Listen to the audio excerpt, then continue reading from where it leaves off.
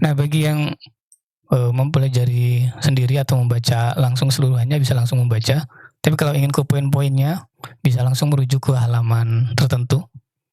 Bagi yang ingin sambil mendengarkan audio atau video ini bisa menyaksikan video ini sampai selesai untuk melihat satu persatu dari poin-poin yang menarik ini. Kalau misalkan ditanya, kalau ingin langsung ke paling intinya gitu yang kira-kira perlu untuk segera dibaca dalam waktu singkat, menurut saya buka halaman 46, lihat di panduan UNESCO mengenai penggunaan ChatGPT yang aman ini. Nah, kemudian sebagai pengajar, yang penting juga adalah bentuk tugas yang berpusat pada manusia ini.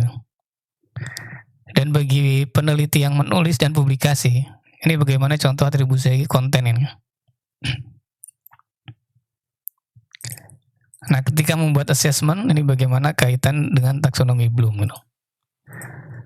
Yang pertama di halaman 12 ini, halaman 12 di file PDF-nya ya, bukan di halaman di bukunya. Ini manfaat dari Gen AI.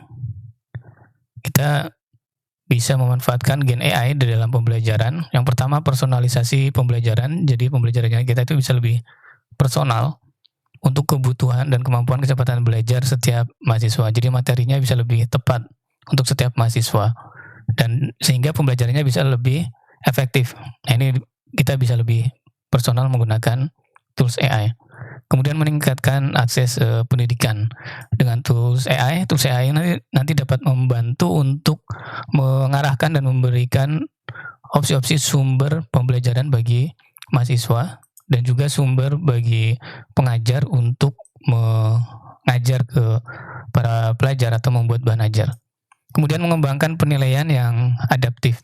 Ini bagi mahasiswa bisa memperoleh kesempatan untuk mengukur hasil belajarnya sesuai dengan capaian kompetensi dan kecepatan belajarnya setiap individu masing-masing. Kemudian meningkatkan keterlibatan mahasiswa. Dengan bantuan tools AI kita bisa lebih dinamis dan interaktif ketika melakukan pembelajaran.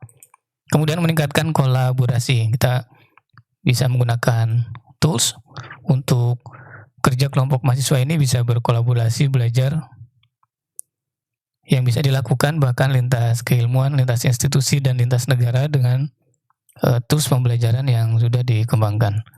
Bagi dosen ini bisa membantu menjalankan tugas dalam mengerjakan tugas-tugas administratif yang bersifat pengulangan, repetition.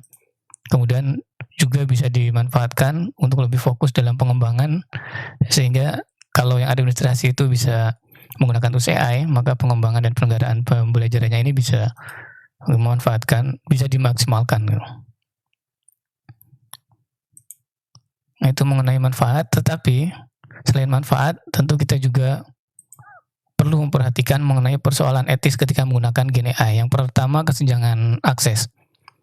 Akan semakin terjadi kesenjangan antara pelajar, pengajar yang dapat mengakses tools AI tersebut dengan yang tidak menggunakan tools AI.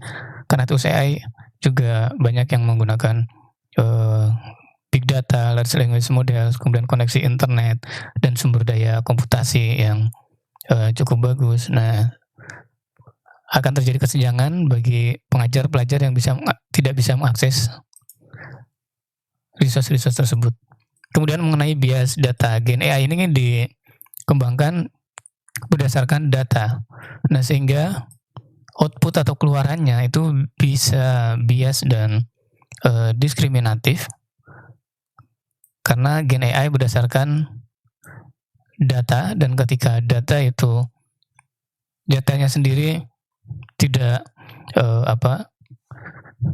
tidak siap untuk dianalisis oleh tools AI dengan komprehensif, maka nanti tools AI bisa secara sistem itu memberikan output atau keluaran yang bias dan diskriminatif.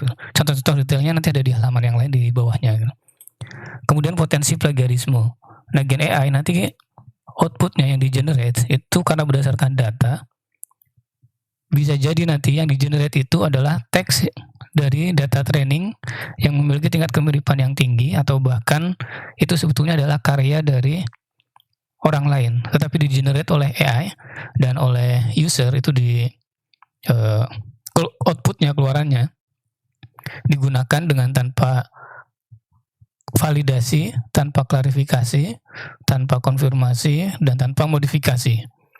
Jadi nanti akan meningkatkan potensi plagiarisme. Kemudian ketidakjelasan kepemilikan karya. Saat ini masih tidak jelas karena tools AI itu tidak bisa dimasukkan sebagai author ya, karena nanti harus ada penanggung jawabnya, ada tanggung jawab moralnya, tanggung jawab hukumnya, dan lain sebagainya. Dan tambahan dari ini yang sangat penting, persoalan mengenai penggunaan AI adalah mengenai disinformasi dan ketidakakuratan data. Nah itu sehingga sangat penting untuk melakukan validasi. Oke, karena sudah 6 menit, ini untuk selanjutnya nanti di video selanjutnya.